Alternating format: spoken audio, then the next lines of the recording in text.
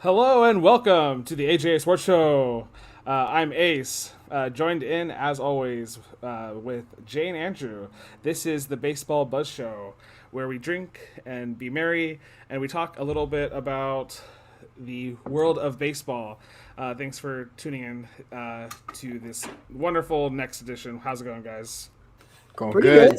Pretty good. Sometimes we're merry. Sometimes we're merry. Sometimes we get a little. Asa, yours looks real nice and done up there. You look like you went to a restaurant and got that.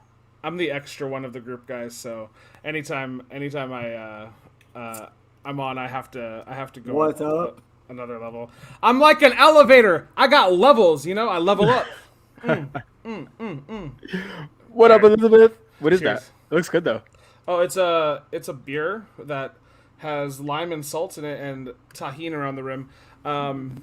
It's also, I think it's a Dos Equis that has, it's flavored with lime and salt as well. So Double whammy. yeah. So I'm gonna taste it Sounds right good. now. Let's see how Andrew made us the strongest tequila drink in the world. It's literally just cherry limeade. It's too merry. I wish someone was in here because that could roast Jay about his intolerance of alcohol. It's pretty terrible. It's pretty low. But you're a great date, or even a bro date. Like, I just have to buy this guy one shot of whiskey or whatever, or That's it, baby. That's it for you, boy. drink it like Michael Scott, extra ice with Splenda. Yeah. Tastes like drinking's about Splenda, get you 5 drunk like cherries. scotch. Yes, definitely. Yeah, what's up with what is it, Paramount Plus taking away The Office from us? Come on now. Or was it Peacock? I don't know. I can't even keep up with these days. It was one of those, yeah. I have to be. It's beard, this guy, right? Just like the beer. I'm Because he had to think drinking, about it.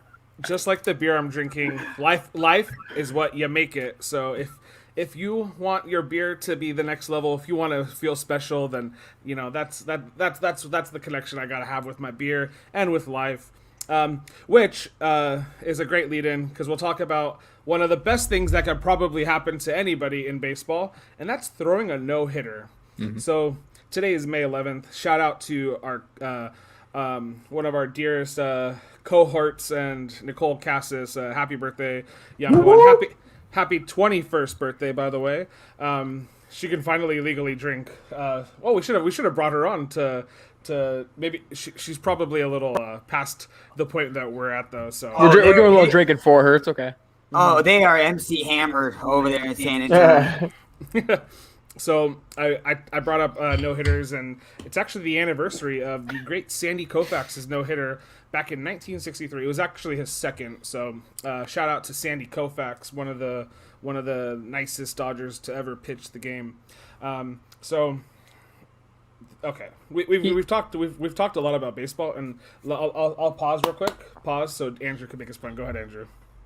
Oh no, I was gonna say the Sandy Koufax and when he threw that no hitter, did it? Oh man, wasn't it like on like ladies' night or something? Like, did you hear about that? Like, and then like I don't know, there was some like interesting factoid I saw on Twitter about like they made like a point that it was like ladies' night and he threw the no hitter and like he like strutted off the field or something like that. Suave.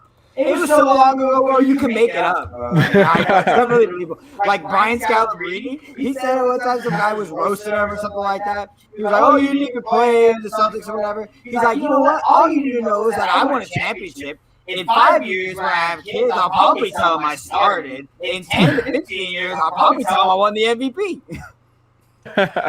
Oh yeah, for sure. Andrew, I didn't read that far into it. I just saw the headline. Let's see. They beat the Giants, San Francisco Giants, May 11th. He apparently he didn't have great control. He went to full counts on 9. Oh no, that was the New York. That was his first no hitter. What am I talking about here? Andrew, you should have. Why didn't you find out about Ladies' Night? And isn't that a weird? I don't know. Thing? Isn't that a weird? That's like such a '60s thing too to say like Ladies' Night. But whatever. It was Ladies' Night at Dodger Stadium. The crowd of 55,350, of which 49,000 paid. I don't know how 6,000 people got into Dodger Stadium without paying, but I would have been there if I could have. It was the largest of the season thus far in the major leagues. From the sixth inning on, fans were aware of a no-hitter and a possible perfect game. They applauded every time Koufax retired a batter. And then he was mobbed by his teammates. Yeah, it does. I don't know. It does. I don't see anything about a strut, but I'm gonna take Andrew's word for it because Andrew is our resident genius. He just knows stuff. It just comes off the top. Like of his Brian head. Scalabrine say, just make it up a little bit, embellish here and there. 1963, nobody really knows. We ain't got it on camera, He strutted off the field. That's what he did, ladies' night. That's what I said. Well, I mean, if you threw a no hitter, right, you would strut off the field. I'm assuming, right? A la McGregor, almost. Yeah, I 100% would. 100%. I mean, you can't really do a bat flip. You could do a glove flip, but it's not as cool. So you gotta give a little strut, I guess. You gotta do the glove throw. The glove throw? Oh, you gotta get the glove and throw it at the dugout. The screen of the dugout. What? Yeah. At the opposing team's dugout? No, my dugout opposing. Sure, if you want to get wild, yeah. But I was talking about mine, but We're sure. drinking, might as well get wild. I mean, well, that's a good way to get the next start off because after you've thrown a no hitter, you're like, I'm gonna take a day off. I'm gonna get suspended for 5 days in baseball, which equates to one start missed for a pitcher. Okay, so we talked about Koufax. This is the year of the no hitter, guys. I mean, we've already had 4 unofficial 5, right? So John Means from the Baltimore Orioles recorded a no-hitter. He lost a perfect game because of a strikeout wild pitch. This is the first time in MLB history that he retired all 27 batters. A pitcher retired all 27 batters, but didn't lose a perfect game on a walk, a hit by pitch, or an error. So this was the exception, and John Means, that's actually a pretty cool nickname for a guy. Maybe call him the exception. I like he that. means business. He means. Oh my God! Where's the horn? Okay, I don't know what I didn't know what. Wah, wah. I didn't know what Andrew. No wait. I didn't know what he meant by that joke at first, but I got it after a second. We lost 2 viewers, Andrew. We had 5, now we're at 3 because of your damn corny joke, Andrew. The corny jokes are why people are here, baby.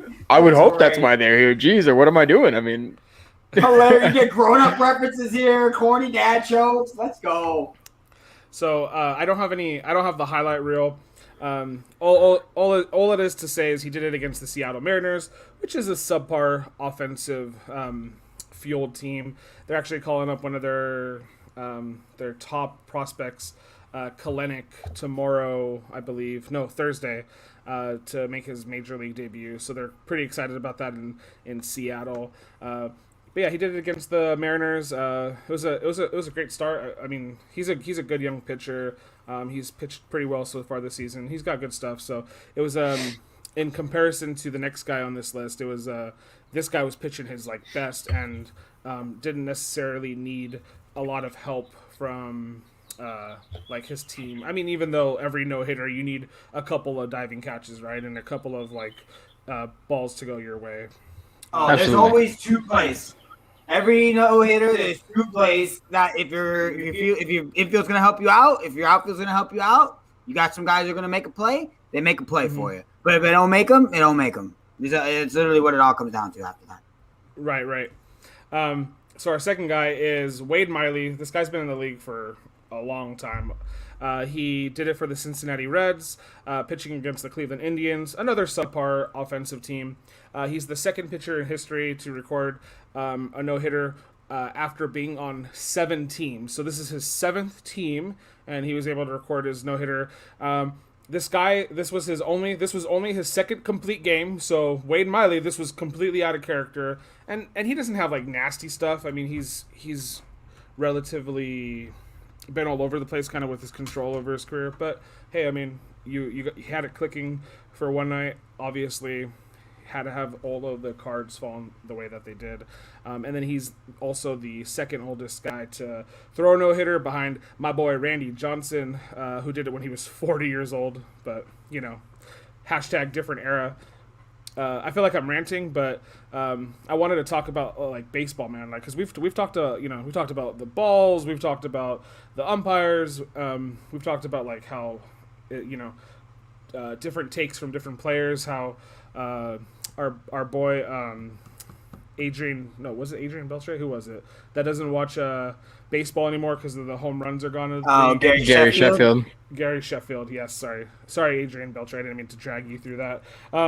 So yeah, but I mean, dude, these two no hitters happened 2 days apart from each other.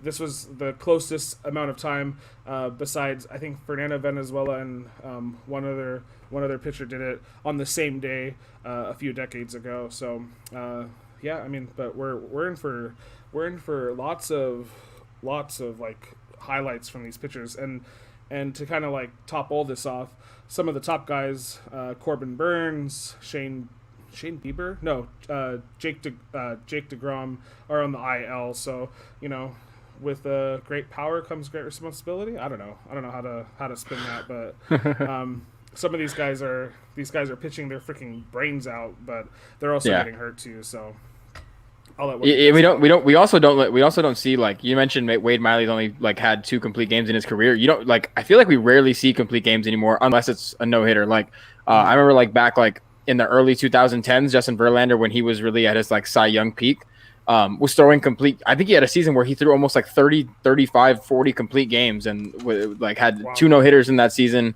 I'm pretty sure you guys remember a little bit of that, but you just don't see complete games anymore from pitchers. And pitch count is like something that's really taken into account like very, very like strongly nowadays by managers, and making sure people do get like the proper rest they need. And so that way the pitchers stay fresh, and that way you have like deeper bullpens now too. So it's just crazy. You don't see pitchers go as deep, and kind of for good reason, but also like you mentioned, like there are still pitchers getting hurt. So I mean, I'm not saying it correlates, but injuries kind of just are unavoidable, I guess, in that sense. But yeah, for sure. We've seen a lot of good like players like struggle too for this year. Like Mookie is struggling like big time this year. The whole Dodgers are struggling this entire. Not only are the Dodgers struggling, we can throw it to Jay and for you to talk about the Dodgers, but we're all of us in the world are dealing with COVID. So yeah, Amanda, we heard we kind of were gonna chat about it for a few, but yes, I would think so, because the Padres started off slow. Their boy Tatis came back, boom, boom, boom. They leveled up like I leveled up earlier this show. And then, yeah, so I didn't think he was going to land on like the COVID IL this season, because I mean, you can't really guess that, right? But I did say, like, when he first came back, he didn't look right. Like, it looked like he was kind of forcing his way back into the from his injury just so he could play, which I thought was like kind of a bad move on the Padres' part, who I've brought up a few times are notoriously bad with like injuries and taking care of their players too. Man, dude, like, yeah, like even if you start off slow in baseball, like there's 162 games, guys. Like, let's like take it in a second here, like relax, let this guy like go on a 20-day injured list stint. Who cares? Like, but we'll see. Like he does seem healthier now, but I mean, now he's not healthy because he has COVID. So yeah, I mean, we don't wish COVID on anybody or anything. Like, I don't want play. I'm a big guy about this. Andrew knows, having a big time injury myself to my knee. Like, God, that's the worst thing for athletes, bro. So I don't ever wish for a player to get hurt or injured. But when the Dodgers are sitting in third place in the division, I hope it affects them for a few games, and hopefully they lose a few here, because we really need the help right now, man. We started 13-2. We're 15-5 in our last 20. We've lost our last 5 series. I'm assuming we'll get into this more later, but yeah. So to answer your question, Amanda, yeah, I mean, and I know you're a Dodger fan, so we're hoping that we see some L's go up on the board there for them here. Yeah. So when the Dodgers made it to the World Series in 2017 too, it was later in the season, and I think they lost like 14 or something, like, or out of 15, some like ridiculous like losing streak that they went on. So I mean, in baseball, it definitely matters. Like, I do think playoff seeding and home field advantage pays off a little bit more. I mean, we saw what the Dodgers did with the neutral field last year, even though, like, they could have possibly did it in LA, whatever. It is what it is. But, well, actually, they couldn't. Gavin Newsom shut down sports for the better, probably. But yeah, I mean, baseball home field advantage is important because you're less likely to come back from being down 2-0, 3-0 in baseball than you are in basketball. And well, there's no 7-game series in football. Yeah, home field advantages in baseball is very important unless you're the Colorado Rockies, which I bring that up only because the Padres are opening up a 3-game series against the Rockies today. This is weird. The funny situation I told Johnny about that I'm not going to get into. It's kind of a long story, but this game was supposed to be postponed. I saw earlier, and then it was back on 20 minutes before we hopped on stream, and the Padres are down 1-0. But I only bring that up because Tatis being out, they have 3 games against the Rockies, 3 against the Cards, and then they go back to another 3-game series against the Rockies, which will probably be by the time Tatis clears, hoping all goes well. So they're winnable games. They could probably they should be able to, even without Tatis, probably beat the Rockies 5 out of at least six of those times, if not all 6. Because whoa. I mean, I'm just saying that kind of the Padres take their power to Coors Field, and I mean, it doesn't take much. A random 250-foot fly ball turns into a 400-foot monster over center field. This is what happens in Coors Field. So I don't know. It said inclement weather initially, and then I checked back 30 minutes before we hopped on stream, and it's game's back on. I saw Baseball Reference post about it on Twitter, and I was just like, oh, okay. I was expecting a doubleheader. Okay, tomorrow. we're gonna talk about curses in the show in a little bit here, but conspiracy. Maybe Major League Baseball wants Tatis to play, so we'll just delay this game, and maybe he'll be back for more of the games that the Padres play. I don't know. No, the weather machine didn't work up. They were hoping to get it rain delayed, and the weather machine just didn't rev up like a lawnmower. Weren't able to get that bad boy on. Is this a hot take? But this might be a hot take. But does Colorado need baseball and football and basketball teams? I mean, with the elevation being how it is, it's some players can't travel there because of health reasons and stuff like that. Was it kind of dangerous of all these sports teams to go there? I mean, mind you, Seattle lost the Supersonics, right? And they've been devastated since. And I don't know. Well, we're going to talk about the Oakland Athletics in a little bit too. But hey, Oakland might lose their team too. So they've already lost 1. They're about to maybe lose 2. So it's a fractional percentage of people who deal with that. It's single cell mononucleosis. I remember Ryan Clark, right? Wasn't he one of the guys who was who couldn't go there, or someone on the Steelers? Yeah, it was. They had Ike Taylor. He had a heart issue. Yeah, he wasn't there for that. No, he was there for that playoff game, but he wasn't after. He was there for that playoff game that Tim Tebow won, which is just so funny that Tim Tebow got signed today. But he was there for that playoff game when Demaryius Thomas caught that ball in overtime and scored on him, and then never played another game there because they realized he had heart issues, so he couldn't go back to Denver. Yeah. Dang. Yeah, it affected his play, which is I'm not saying it's why he got beat by Demaryius Thomas, but it affected his ability just to play the game overall. So I mean, I'm sure it affected every single play on that he was out there on the. That's an interesting point to bring up. That's true. I mean, the elevation does play a certain fact. I mean, heck, we've been waiting for it helps everybody else in throwing things farther unless you're a Denver Broncos quarterback since Peyton Manning, basically. Yeah, it's the sickle cell trait that kind of that some players have that affects their ability to just even breathe and just function properly. I remember Ryan Clark has played in Denver, but he was severely ill after that, his first time playing there. This was back maybe 14, 15 years ago. So, but yeah, I mean, I'm a Denver Nuggets stan. If you watch our NBA shows, not out of only because of Jokic, but I mean, whatever. It would suck to see them relocate because I feel like Denver does a pretty good job of being good fans. But yeah, they're big enough. They're not relocating. I know this is the baseball buzz. Don't get me wrong, but just quick question because it was on my mind earlier today. If James Harden and LeBron James were both healthy, they're probably the MVP, right? One of the two over Jokic. Because the Lakers are probably the 2 seed. No, I don't know. Oh no. Yeah, they are. No, because you have one athlete doing it better than 2 are doing it. I mean. No, LeBron was averaging 27, 8.5, 8.5. Yes, but but the Denver Nuggets don't have three amazing superstars. Well, they have Jokic, who they have Jokic. Two. I mean, Aaron Gordon isn't who he used to be, bro. Oh, but the Lakers only have two. Oh, well, okay, you're asking me about Jokic, and now you're talking about LeBron James. Hey, I'm just asking if they were healthy. I think I would take LeBron and James. No. Okay. Thank you guys for coming to the baseball show. We're now segueing into our basketball show. Thank you. We're gonna talk about this tomorrow, okay? Okay, right? Yeah, I'm down. So I'm down. if you're here today and you want to finish this conversation with Jay and I, because I'm done defending Nikola Jokic. There's like 3 more games left in the season, man. Stop. I'm saying if it's a hypothetical. Okay, all right. We already cursed Albert Pujols. Okay, let's not curse Nikola. I did no such thing. I did not. We're gonna get to the bottom of this, folks. We're gonna rub my shiny head, and we're gonna tell the fortune later and find out. LeBron James and James Harden would be the MVP over Nikola Jokic if they were both healthy. All right. Well, let me. Both. I can remove you.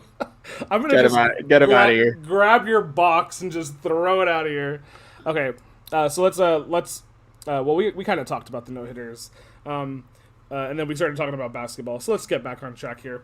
I wanted to throw some clips at y'all, talk about a little bit about last week and the last couple of days, and I think even yesterday there was a couple of plays that I wanted to highlight, to watch with you guys, to get a little bit of reaction. Let's pull this up. So reaction. So 3 days ago, was that Mother's Day? Happy Mother's Day, everyone! By the way, I think that was Mother's Day. I can't remember, but we're gonna pull up this game here. Okay, so this was a wild game. I'm gonna read to you the final score, and we're gonna wonder how we got there. Because let me also make this bigger for your guys' satisfaction. So it's 3-1 right now. Bottom of the 9th inning, the Atlanta Braves are down to the last out. Pinch hitter Pablo Panda Sandoval comes into the game, and this is gonna be his 4th pinch hit home run so far this season.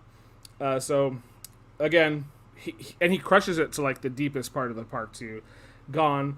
The Braves at this point, I think, had Acuna benched for the game because I think he got hit on the wrist like in the 6th or 7th inning or something like that. But here's big boy Sandoval just absolutely crushing it. So let me break it down to you guys real quick. And the Braves did not want to give up. So they hit that 2-run home run. They play the 10th inning. The runner's on second. Nothing happened, right? They go to the 11th. The Phillies score. I think they got a double with the guy on second. So obviously the guy scores. The Braves come into the bottom of the 11th, and then Adrianza hits a ground ball to Didi Gregorius, their shortstop, and edges out the throw because Gregorius makes an error. So the Braves tied it 4-4. Then we go to the 12th inning, right? Bryce Harper and JT Realmuto both, I think, get like a fielder's choice and a single or something like that, but score a couple runs, and then they go up 7-4. And then the Braves are like, they're like, hold my beer, right? And so they're like Pablo Sandoval, hold my beer. We're gonna come back again. So they're down 3. They load the bases, right? I don't remember how. And then Willie, whatever his name is, Contreras comes, hits a double, bases unloaded. I think they walked a guy. Runners were on the corners after that. 7-7 game. And then Adrianza comes in again, and he tied the game in the bottom of the 11th, and then he hits like a bloop single to right field to win the game. It was wild. The game was 3-1. Like before the 9th inning. Before the 9th inning, if you had the under, you're like yeah, hey. And then you just watched all your money disappear. That should be on Bad Beats, yeah. Exactly, yeah. Little Bad Beats. Yeah, it was. That happened the other day in the Nugget game. They were up by. I saw somebody the line was 23.5 or 13.5, and they were up by 23 with a minute and a half to go. And Houston scored 13 points, and it went from a 23-point lead to a 12-point lead. And anybody who bet over 13.5 lost. It was a 26-point game with a minute and a half to go. But that's crazy. Wow. Who's this? Who's that guy from Atlanta you're talking about? This guy. What's his name? Adrianza. Yeah, he's a. I'll be completely honest with you. I had no idea Pablo Sandoval was still playing in the league. Oh, literally, yeah. I was gonna say, ever since I saw that clip, all I could think of is that the only cardio he gets is run around those bases, bro. The little mile jog where his heart rate gets like to maybe 110 is that big old cardio. Yeah. You be careful. Get the gas mask. It was. How long was that game? We can probably find out. It was 4 hours and like 50 minutes or something. Jesus. That's the thing about baseball, dude. You got to be committed, bro. Which. Like we talked about the first week of baseball, all the extra inning games ended in the 10th inning with the extra runner on second, and then I was like, it's working, MLB, like fist bump, and then you have this game. I mean, 12th inning is still not bad. I mean, we haven't had a monstrous 18 inning game, so once we get one of those, we'll know all is right with the world. Okay, so we saw my boy Pablo Sandoval doing it for all the thick guys out there. Hit a home run and tie the game, right? And then I got this clip of this Ole Miss baseball player. So this guy's Tim Elko, and I just thought that this was a cool story. Not Major League Baseball, but it's all good, right? Still the same. Absolutely. He tore his ACL like 30-something days ago. And I don't know how the hell this guy is playing. This guy is playing like a month later, and he jacks a 3-run home run to put Ole Miss up. I think by like 10 or something. So I don't know how he did it. I don't know, but here he's gonna hit it in like 5 seconds. Look at this. Look at this guy. He went Oppo. How in God's name? And then I have so many questions. Look. He's you can't move. Yeah, you can't. There's no lateral movement with that torn ACL. Okay. So that's crazy. I also wanted to talk about this too because, like, homeboy, like, do you want to play in Major League Baseball? Are you supposed to be running on a torn ACL? Like, because you are not right. I thought it was still. Who gave him medical clearance? What doctor in Oakland, Mississippi is signing off? I feel like that's like got to be like. You know, it's technically negligence, right? Yeah. It's like, yeah. Look, I'm patting myself because I got nervous watching him. I fell on my knee. I bruised my knee like 2 months, almost 3 months ago now. And guys, like, I'm barely okay to like work 8 hours a day and come sit down at the computer to like shoot a show with you guys. I don't know how the hell this guy did that, but I mean, it's the Kirk Gibson effect, right? Everybody saw Kirk do it for the Dodgers back in '88, right? So. Yeah, you know, he was channeling his inner Kirk and tearing his ACL even more. You want your Kirk Gibson legacy to be up 9-0 against Mississippi State. Now you're up 12-0. Like, I mean, what are you doing out there? Like, right. Cool. It's like what, a month? Like a month and a half? Yeah. 5 weeks. I couldn't walk. Crutches. Crutches. You had torn your ACL. Yeah, dude, crutches with a big ice, like a little machine I had to take with me everywhere, and it was around my leg, and it would circulate cold water through the patch to make it ice. There's no shot. This dude's hitting a home run. I feel like a pansy. So Amanda loves conspiracies, right? The truth is out there. This is the X-Files. Are humans real? Is Mr. Elko from Ole Miss an alien? Like, is he a Skrull? Marvel, are you guys putting real Skrulls in the world? Like, hello, MCU to real life. Like, To become baseball players. Whoa. Or maybe because he's from Mississippi. I don't know if he's actually from Mississippi, but maybe like that Mississippi mud pie, you know? It imbues you with this reckless abandon. Aliens exist. Yeah, I mean, we can either. I agree. We can't confirm nor deny that. I was when the aliens download our YouTube app, and then they're gonna be like, "What the hell?" Oh, or even worse, our TikTok. They're gonna be like, they're gonna see the clown faced, you know.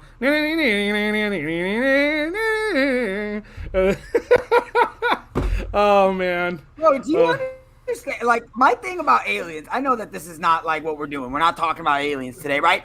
But could you imagine how like self-centered Apparently and we ridiculous are. you'd have to be. Yeah, now I'm going into it. Could you imagine how ridiculously self-righteous you'd have to be to believe that we're the only organisms in a universe full of planets and stars and stuff, that we're the only people that could ever survive? We're the only ones. Like, for real? No. Like, there is a bunch of stuff out there. We got no idea, bro. We don't even know what's at the bottom of the ocean. We're at the bottom of the ocean. You see what swam up today? That fish that was going after Nemo came out of the ocean today. We have no idea about these In things. in 2023, I think they're actually leading. I forgot what the name of the agency is, or like who the organization is, but they're actually leading like an underwater expedition where they're going to explore the deep parts of the ocean that they've been examining for years that they haven't been able to view. So it's going to be, it's supposed to be like super groundbreaking, and they're supposed to be, they're sending someone like a person down there somehow. I don't know exactly how, and I didn't read like. One of the times where I'm bringing something up again about like ladies' night earlier, where I didn't read enough about, so now give you more information on. Now, so sorry, our resident researcher and resident truth teller. That's what I'm here for. Whole universe and the time and space. Blah blah dee dee. Do you guys remember when that whole Facebook page happened where everyone was gonna storm Area 51? Oh yeah, that never happened, right? Okay. Never happened. People showed up. This People is sad. showed up, but you don't want no part of it, bro. Look at this part of this. Look at this part. Most aliens are probably dead. What? Again, really? Like, humans are still here. Like, we're not the smartest people in the world. We're destroying the ozone layer every day more than anybody has ever done it, baby. Like, trust me. There's other things that are figuring out how to live, bro. Come on. What kind of baloney is this? Or let's bring it back in. Or we underestimate ourselves, right? Maybe we're the aliens, and there are regular people living in like some alternate like timeline universe, parallelogram, micro Milky Way place, right? And we're the aliens, right? Like, what do the aliens think of us? They're like, oh, look at those extraterrestrials, right? Like, Also, maybe. Not in a good way. Not a good way. I can't imagine it's any way in a good way, because, like you said, they're gonna see. Like, look at these guys are addicted to phones where they just post pictures of themselves so people can like them. Like, what? All right. Seems logical. So What do you mean? if there are there are aliens. We're just saying that, right? I would bet like 100 million, non-alien dollars that we are more good looking than them. I mean, like, in our eyes, they probably think we're hideous. Do they have the sun? Do they tan like us, bro? Like, come on, or burn? I mean, I don't know. Can they take in that vitamin D from that burning star in the sky that's a perfect distance away from us to give us life, but also to burn us a little bit?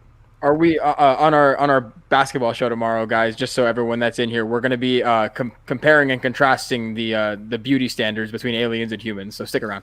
Oh, you know what we need to do? We need to, yeah, exactly. What we need to do is we need to watch Space Jam together, because there's aliens in that, right? I mean, yeah. We talking about the new one or the old one, or? Well, both of them. Both? Both. And those are both basketball related. That's basketball related too, and so we can have a show that like crosses platforms together.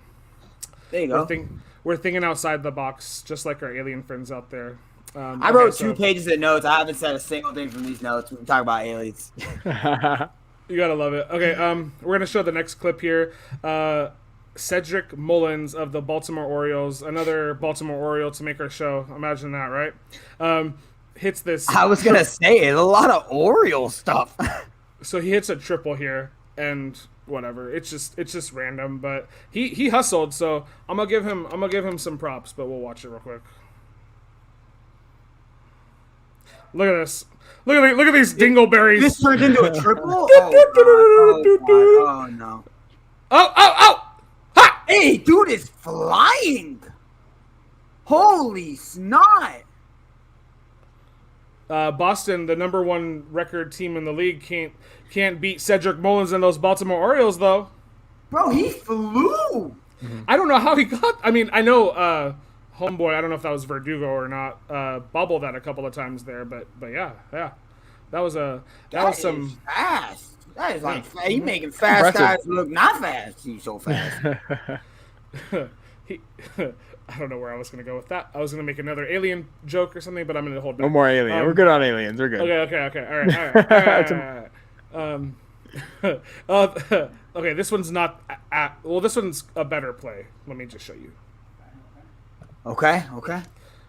Oh, you love the Mother's Day. Oh, that's yeah, nasty. that's I saw ridiculous. that. Nasty. That's ridiculous. Let me Dude, just play that again. For you guys. He'll never do it again. You're never gonna do that again. And it's not to be like down on the play because it's an unbelievable play. But that is so. It's skill to put your hand up there, but it's luck and feel, bro. Like that's never gonna happen again, bro. We see that like twice a year. Yeah. Over the shoulder, especially on a double play situation like that. Yeah. You're still able to convert it. Normally, normally they field them and like they laugh like and they take a look at the crowd and they jog the ball over to the first baseman. Like he did it like literally like the stars had to align for that to happen, and they did. That's the greatest play of his career. And I mean, good for Tyler Matzik. I'm kind of jealous. I wish I had a play like that. That's cool. My baseball career started in the 4th grade. Ended in the 4th grade. I was pitching Longevity, baby. Pitching softball style to the other team, intramurals. I was a pretty decent pitcher. I don't know. I can't throw for shit anymore, but my career ended. I got hit in the face with the softball.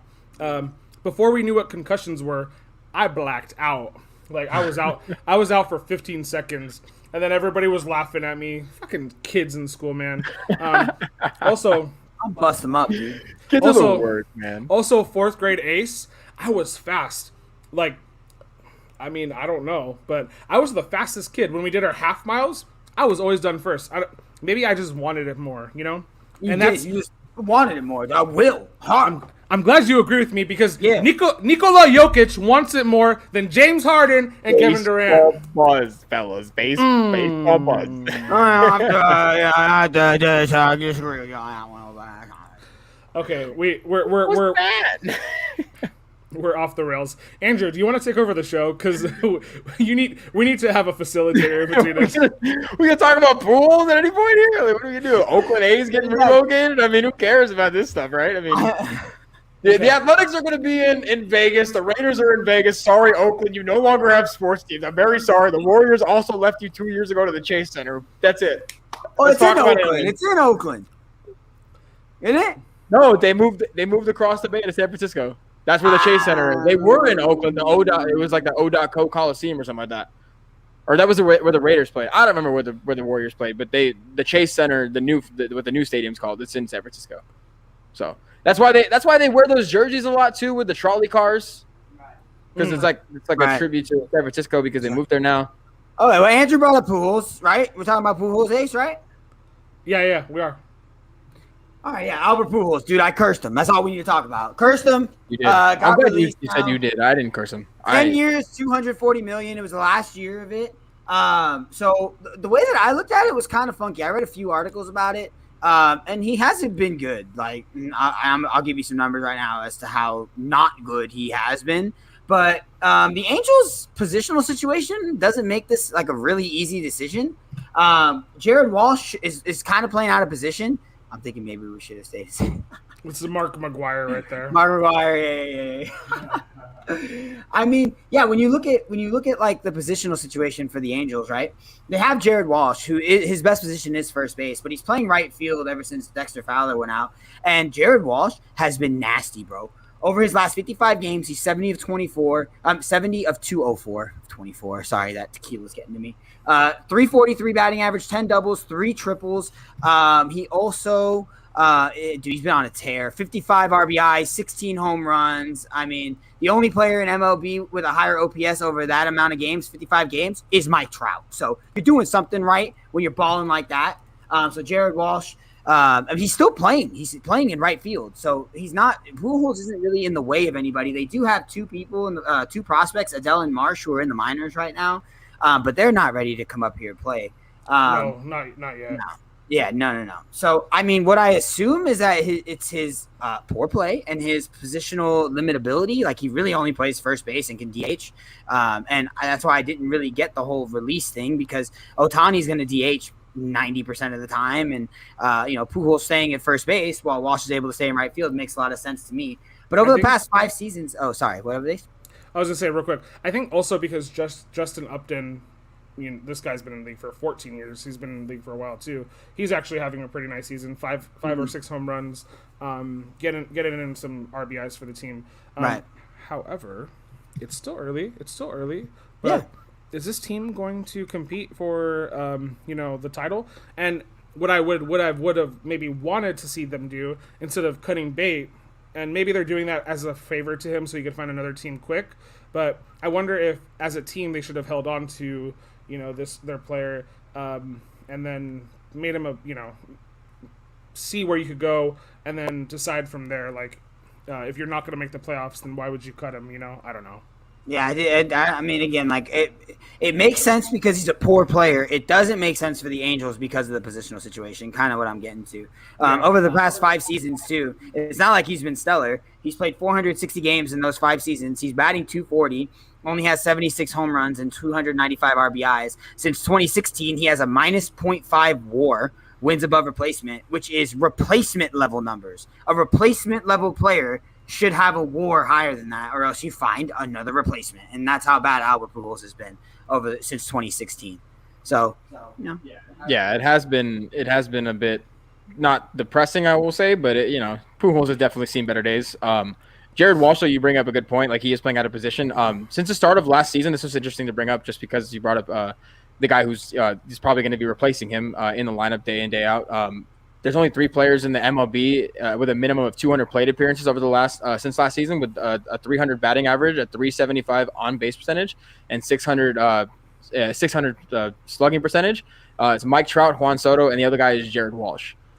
So pretty primo company. Juan Soto obviously is one of the better. Like, if we're not talking about Tatis is the best young player in the MLB, it's probably Juan Soto, and then Mike Trout is obviously who Mike Trout is. So Jared Walsh being in that company is pretty impressive, and he'll probably see regular time. Now that he will be, it definitely changes the outlook of the Angels season a little bit. But again, I mean, they haven't been good for such a long time with Mike Trout, so I guess we'll have to wait and see. Okay, I need to derail a little bit here. I just realized you shaved, Andrew. So you look really nice. I just wanted to point that out there. You handsome devil, you. So I actually go ahead. I really appreciate it. Thank you. I actually did it, almost coincidentally because I'm welcoming back I love home runs, even though I never hit one in my high school career. Just outing myself a little bit. I love home runs. And the 2020 home run leader, Luke Voigt, hit 22 home runs in last year's 60-game shortened season, returned to the Yankees lineup, and I am partaking in the Yankees' age-old tradition of not having facial hair when you show up to work. So that's why I did it. That's a Bikram yoga stretch right there.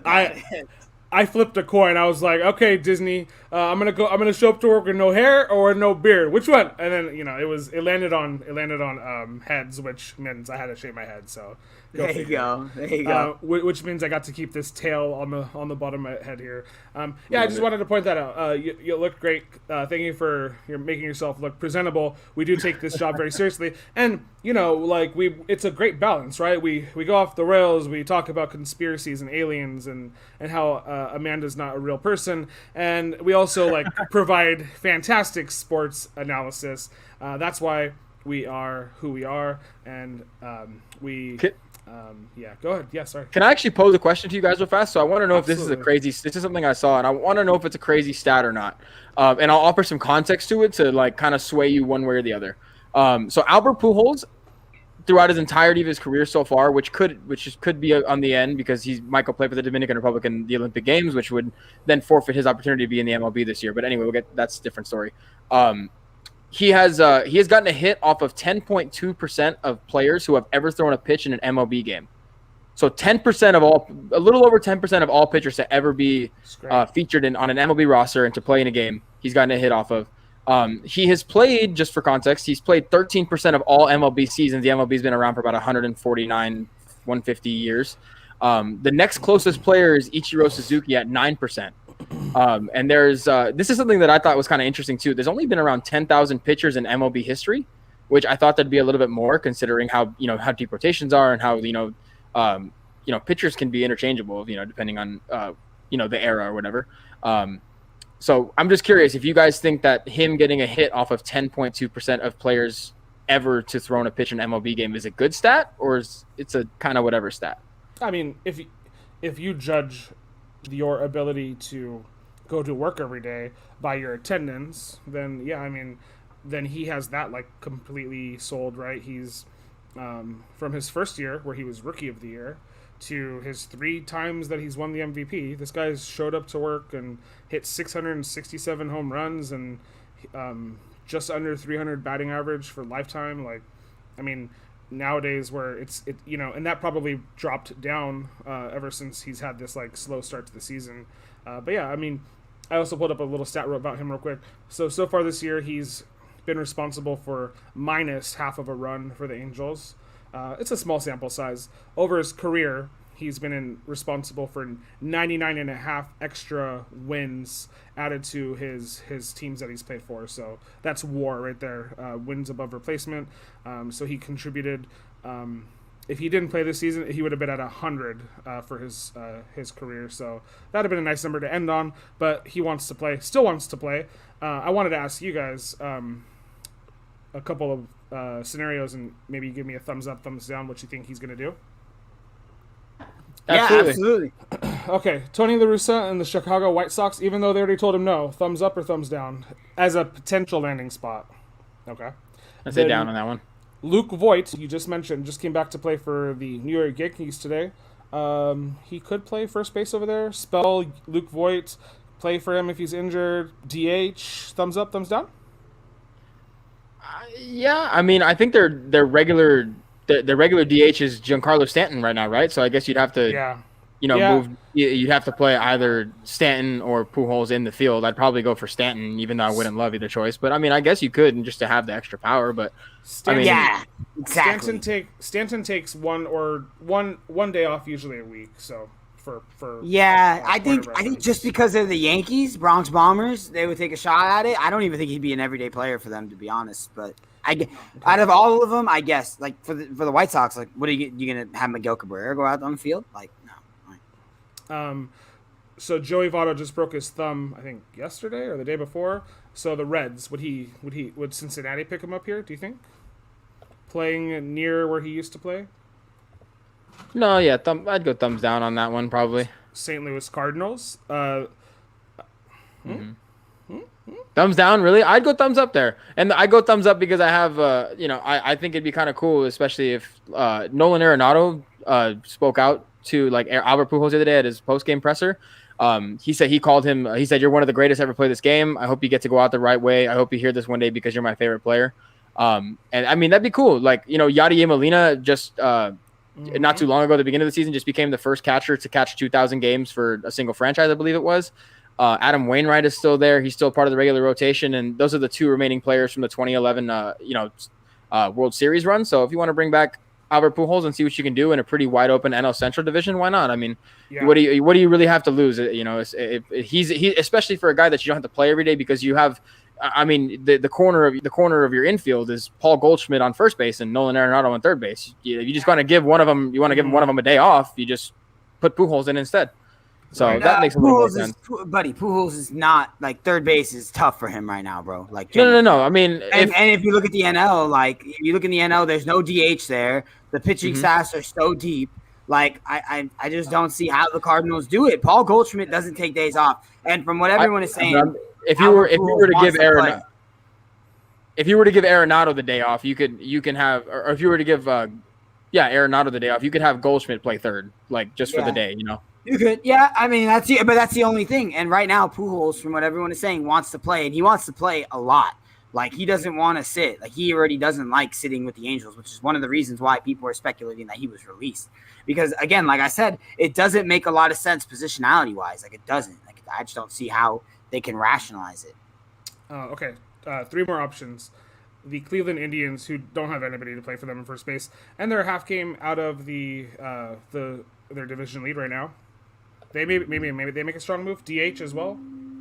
No, I mean because if they need a first baseman, I mean you probably just you don't want to sign him and then have to have him play every day infield for you. So no, I'd probably go thumbs down on that. I like that position. I like that one more than anyone you said so far. What about staying in LA but playing for the Dodgers. No. And then last but not least, is he just going to retire? What do you think? You think he's just going to retire? Okay. Well, Does does it- it play for the Dominican count? Yeah. Yeah, that's my question. Does retirement count? Like, is he retiring if he goes to play in the Olympic Games for the Dominican Republic? Olympic Games, that doesn't count to me. So that would be retirement. So I'd say yes. I'd say go do that. He's never had an opportunity because there's that rule between the being on the 40-man MLB roster. So why not go play in the Olympic Games? Yeah, that could. You got you got a bit of a lifeline because like the Olympic Games got postponed to this year. So now it's going to be in the same place, just obviously different year. So that's good. I think that probably be the best move for him. I don't see if what you're saying is right, Jay, about him wanting to play regular time. I'm going to say that it is because what player wouldn't want to play regular time if they feel like they can? I just don't see a scenario that there's an MLB team out there that's willing to give him that. It's just the scenario is just too weird. I think, especially where he is at his current stage of his career. 100%. And I think the best scenario, given the situation, given the fact that he's on a 10-year, $240 million deal, he's on the last year of it on an expiring contract, given the fact that the Angels are missing positional players, given the fact that he's not in the way of any type of prospect that may come up and try to get some things from the MLB level, I didn't understand 100% why the Angels decided to make the move that they did, besides, him not being very good. So that's the only thing I could think of. I don't know how else they rationalize it besides we are a better team without Albert Pujols in the field batting for us. I just don't get it. Doesn't make sense to me. Okay. Well, we shall see how this plays out. We'll definitely have a couple of takes on it if he does retire or if he does move on to another franchise. Mike Trout's better. And maybe this guy. And maybe it's one of those scenarios where he takes it steady and then maybe comes back towards the end of the season if he really can't, find the team that he wants to sign with. And who knows at that point, right? Like if the White Sox and Cardinals are still interested, you never know. Like, those nostalgic members that he used to play with might scoop him up. And but yeah, we'll see. We have nothing but respect for the guy, but yeah, I mean, well except Jay because he cursed him, but I just think Mike Trout's better. All right, so Jay, you want to talk about the Dodgers real quick before we go to our last news topic of the day? Yeah, so I've talked about it. I talked about it just a touch. Started the year 13-2, blazing hot. My pick for us to break the record for most games won was looking sweet until we decided to go 5-15 in our last 20 and lose 5 straight series. Trevor Bauer said he was pissed. He said he came here to win, and they're not doing that. They're not playing up to the level that they should be, which totally makes sense. Dave Roberts mentioned that they're still, they're still trying to win ball games. Everyone is, and he definitely thinks that they'll be on the top of the division once it's all said and done. Right now, they're in third place behind the San Francisco Giants, who are having a really good season, and the Padres, who are right there in second. So there are some red flags, right? But what people are concerned about, I guess, are not the things that I'm concerned about. I'm more concerned about everything not coming together at the same time, right? Like our starting pitching has been very good. And our hitting's been fine. Like both are, when you look at the overall numbers, are not bad. In terms of our hitting, we scored the second most runs in baseball. We're one game over 500, but we have a plus 32 run differential, which is third in the MLB and first in the NL. Now, if you dig a little deeper, you'll see how that's a little misleading. In the last 10 games, we've averaged 4.9 runs a game, which is basically 5 runs, which is pretty good. You take that, right? Again, here's the misleading part. We had 16 on Sunday versus the Milwaukee Brewers, and then we had 14 so last Sunday we had 16. This Saturday against the Angels we had 14, right? So those are high numbers. Like that's a lot of runs. In 6 of those games, of those last 10 games, we scored between 1 or 3 runs, and we had 2 that had 5. So when you really look at the spread there, the mean is the median or the medium, which is like the sequence of them, is not great. We have 2 really big outliers with the 16 and the 14 run games. The only guy who's really struggling, though, is Gavin Lux. Right now, he's batting .209. He's got no home runs, only 3 extra base hits. He's been awful against lefties, 1 of 16 with 6 strikeouts, no walks. Besides that, Andrew mentioned Betts is struggling. He's struggling for Mookie Betts, bro. He's still playing pretty well. Max Muncy has been hitting the ball well. JT's been the best hitter on our team so far this year. So so the hitting, kind of, again, we're looking at it, and there's good and bad in it, right? That's what I'm getting at, right? When you look at the pitching, the Dodgers right now have the third best ERA for starting pitchers in the MLB with a 2.97. We did lose Dustin May, which is going to hurt our depth a little bit. Now we'll go to the bullpen part of the pitching. Kenley Jansen, he scares the bejeebus out of me. Every time he comes out of the bullpen, I'm scared. Every time. I think he's going to blow it, dude. I mean, when you look at it, he's got 2 blown saves in 7 opportunities right now. David Price out of the bullpen has been a gosh darn disaster. 5.59 ERA. Now Gonsolin is coming back. He just came back from injury. Joe Kelly just came back from injury and had an awful performance the other day. So for me, it seems like everything seems like it just needs to come together at the right time. And when you have 162 games, these are the kind of outliers you're going to have. Right, you're going to go 13-2, and then you're going to lose 15 out of your next 20 games. When you have 160 games a season, you're going to see those kinds of ups and downs, right? So for a good team like the Dodgers, that's the problem, is getting that to all mesh together, right? To allow the good pitching to mesh with the good hitting, and then the bullpen. Obviously, every team has a weakness, dude. I mean, we're not the Monstars, right? Our bullpen is our weakness right now, and it shows in games. Like, there are a lot of games where when we get deep into the innings, I mean, Trevor Bauer had a game the other day. He allowed 2 runs and then retired like 10 in a row, and then the bullpen came in and absolutely was disastrous, blew the whole thing up. So for a team as good as the Dodgers, it's just getting both of those things to mesh and to do both things well at the same time, because we're more than capable of doing them well individually, and just getting them to work together is what becomes a problem. So that's my Dodgers spiel, just because I was really getting into it today, because I was a little worried. I'm not going to lie. I had to get myself a little relief. Yeah, they start pretty soon here against the Mariners.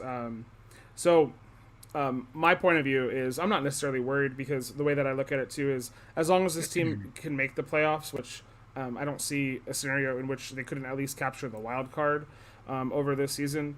Let's say, right, worst case scenario happens, right, and they don't win the division. You're telling me that you have to, like, as an opponent, you have to face Kershaw, you have to face Walker Buehler, you have to face Trevor Bauer, and we and Julio Urias, right? Like, if we spread out those 4 guys and complement them with, like, even just a bullpen game with Gonsolin and David Price, and maybe both of those guys pitch 2 to 3 innings, like, this could be like, that would, to me, be a scary starting pitching staff to have to go up against. So I think this team will hold its value more as the season goes on into the postseason, for what it's worth. And as world champions, they know it's not about the first 30 games, right? It's about making the playoffs, getting yourself in that position, and then scaring the bejesus out of people. Also, Trevor Bauer hasn't pitched perfect yet. Like, this guy has really high expectations for himself, so I think he's going to also be pitching better in the next he's been pretty good coming months. And he's pitched good, but I feel like he's actually going to improve upon that. So buy low on Trevor Bauer if he is a buy low candidate. Okay. Yeah, real quick, I'm not sure who brought it up before we move on to the next topic, but I'm not sure which one of you guys brought it up already today, but you mentioned that there was a huge skid back in the 2017 season when the Dodgers won 104 games and made the World Series. I found it real quick just to kind of, like, throw it out there. They won 104 games and they were in 3rd place through 60 games that season. They were 35-25. And then they went on that huge run. I think the run was like 45-7 they went on. It was just an unbelievable stretch of games that they went on. Everyone was just raking. And then they went on to drop 16 of 17 games in September, the month before, October is when playoffs start. So it's a long season, and things are going to get back, things will regress back to the mean. And it's kind of one of those things where, it's COVID is playing a factor. It's gonna, like, the team who won the championship and played the longest. You take the Lakers, for example. I'm not trying to bring the Lakers because we're Laker homers, like, we like the Lakers, but the Lakers, they won the title. They played the longest, and both the Miami Heat and the Lakers, the 2 teams who made it to the end, are struggling, with injuries. And Tampa and the Dodgers are both, like, struggling to stay healthy and struggling to win ball games at the start of the season. I just think it plays a little bit of a factor, but good news is Cody Bellinger is back running, so he should be back pretty soon. He was placed on the IL a little while ago, and David Price threw a simulated game for the first time today. He was throwing live balls against regular hitters like Justin Turner, so should get some guys back soon, so they should be able to turn around a little quickly. That's good news. That's good news for the team. I think ultimately, too, like, the way you have to ultimately look at it is every team is also playing their best to beat the champs too.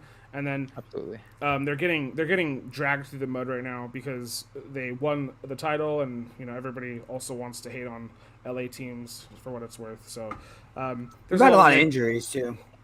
There's a lot of negativity going around the league right now, right? So for what it's worth, but okay. So last topic that I wanted to touch base on, and then we'll touch the bases as we make our way home here.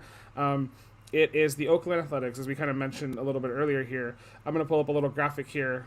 These are the United States of America, with Canada kind of up there too, for a point of reference, because the Oakland Athletics may not be playing in Oakland come, I think, 2024. Essentially, Major League Baseball is concerned that there's like too much like politics being played up here in Oakland. The local officials, the stakeholders, they want to build a downtown stadium, right? Because they just lost the Oakland Raiders, so they don't want to lose their last, second to last sports team here, because that would just leave the Golden State Warriors, right? For what it's worth, though, like their stadium is crap. They need a new one. It's like notoriously been known for like sewage backups. It's just ridiculous. It's not up to code. It's all over the place. So I just brought up this map because I wanted to like see what you guys thought, because there's some empty space on this map, right? And where if they moved, would you guys like to see them play? So I have a couple of suggestions here, and then if you guys have any additional thoughts, but suggestions based off of prior interviews. So what's his name? Rob Manfred, in a couple of years ago, when he talked about MLB expansion, mentioned Charlotte, Las Vegas. So now Vegas has the Raiders, so that would kind of be like a kismet type of connection here. Nashville, Portland, which would be a little weird because they're just moving up a little bit, but Portland would I'm sure welcome them with open arms. Montreal, obviously the Expos were nostalgic team, and it would be cool to see another Canadian team make it to this list. And Vancouver. If it's going to be in Canada, I'd rather just have it go back to Montreal. What do you guys think, though? Nevada. Thanks. Nevada. I mean, that one seems like the most, I guess, obvious one. That's the first thing I thought. It makes sense because Vegas would then be establishing, two major sports teams within the span of 2 years. It makes too much financial sense for like Las Vegas and the state of Nevada as a whole. Not a popular one, but just because Oklahoma has really like been a good funnel of like baseball talent for years and years and years. And I know, I can see Johnny shaking his head already. It's not a big market. The OKC Thunder are there, but they are a pretty committed fan base. And Oklahoma is one of the bigger states for watching minor league baseball already as it is. So Oklahoma is not a bad spot. I'm just trying to be a little different here. Oklahoma is just really, really known for its, like I said, the minor league baseball. Anywhere else, like it's up near like Montana and North Dakota, South Dakota kind of region I just don't think is enough there. But yeah, like these states are here not necessarily viable, right? We don't need another East Coast team, so I think you either have to go maybe south somewhere. But again, I'm not really sold on anywhere in the South. I don't think Texas needs a third team, so maybe Oklahoma would be potential there, and then I think Nevada kind of lines up to be a spot. Portland, just because like they already have the Trailblazers, right? And if anything, like it wouldn't be, like Oakland fans can still go to Portland, still see their team. But my pick, I kind of want to see them move to Montreal. I kind of like the Expos, before they moved down and changed. But what do you think, Jay? Yeah, I'll let Andrew be different. It's definitely Vegas. When you look at what it offers, right, the betting is such a huge part of sports now. It just makes the most sense. Like the biggest con for Vegas is that people are worried about the people in Nevada aren't going to go to watch all the games. There's enough people traveling to Vegas to fill the stadium, I would believe. And Nevada is becoming a cultivated little area where people are going to live. Like it's not like just a touristy spot now. Like people are going out there to live in Nevada.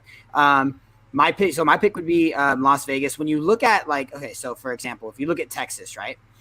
Texas is about 30 million people. And when you look at Texas, they have 2 teams, so that's 15 million people per team if you split it up half and half, right? California has 30 million. That's about 6 million per. So going to Texas is one option that I can see. Austin is an area that people have mentioned. Austin is a big hub. People are moving there like crazy right now. But I don't know if they just get the media, if that's a big enough media market to really support a team. I think Vegas makes the most sense. Again, if you're going to have so many people that come through there, it's obviously a tourist hotspot that people love to visit. And again, I think that Homestead crowd that they were fearing has been kind of alleviated when you look at the Las Vegas Knights, right? The NHL team, Ace, correct me if I'm wrong because you're a little more on the NHL side. Seems like they've been doing great. I mean, they also had recent success, which definitely helped. Don't get me wrong. But, I mean, they've shown that they've been able to build quite the substantial fan base, whether that be nationally and there in Nevada. So I just think Nevada is clear and above the right choice if they were going to think about moving. At the end of the day, I think this is a political ploy, bro. Like they're not getting their deal settled out with the city of Oakland like they wanted. Andrew mentioned that they were going to build some low-income housing for people if they were going to do this project, which is awesome. I think that's a great initiative to throw in there. Number one, it's going to get your bill signed to try to get that built. And number two, it's good for the community. So I think them staying there is going to be what eventually happens. We don't see relocation all that much. But if they were going to go somewhere, I think Vegas makes the most sense. Yeah, the Vegas Golden Knights have done very well for themselves. They've been in Vegas 4 years. Have made the playoffs 4 times. They made it. Didn't they make the Stanley Cup Finals the first year of their existence? Right. Yeah, they made the Stanley Cup. They lost though, but they won. The NHL season just ended, and they came out on top of the West. So they're the number 1 team in their division this year. Definitely,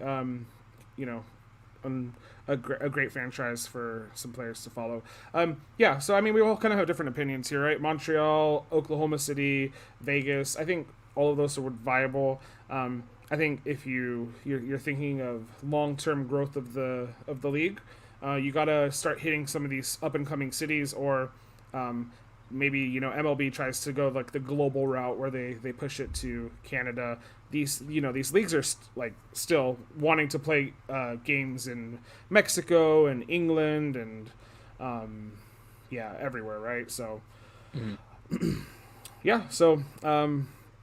their owner today. The last thing I'll say, the owner said that the future success of the A's depends on a new ballpark at the forefront of his presser today. So it seems like he, just based on that alone, it seems like he would much rather have a ballpark made instead of having to relocate. He said Oakland's a great baseball town and will continue to pursue our waterfront ballpark project. But he also said we'll also follow MLB's direction to explore other markets. And this is according to a report by Jeff Passan from ESPN. So the MLB is actually like kind of almost suggesting to Oakland that if they've spent about 4 years now with proposals trying to get this done, and the latest one was like Jay mentioned, was a $1 billion proposal stadium that would include that 3,000 units of affordable housing. So they initially wanted it to be done by 2023, but if it does get approved, the city council will be able to get it done by 2027 if they do agree to a new park. So it's just a waiting game now, and it could very well just be a political ploy to force the hand of one side. Yeah, no, definitely. That'll wrap up the show. We had some good talk there at the end. Like your guys' opinions. Definitely a fun show. We appreciate the alien talk, baby. We appreciate all this interaction we had today. Some parts of our show were literally out of this world. Not gonna lie. So before I go flextra terrestrial on you guys, I'm just gonna say have a great night. Thanks for tuning in. This was the Baseball Buzz, and we are AJA Sports. Have a great night, folks. Bye. Thank you, guys. Peace out, guys.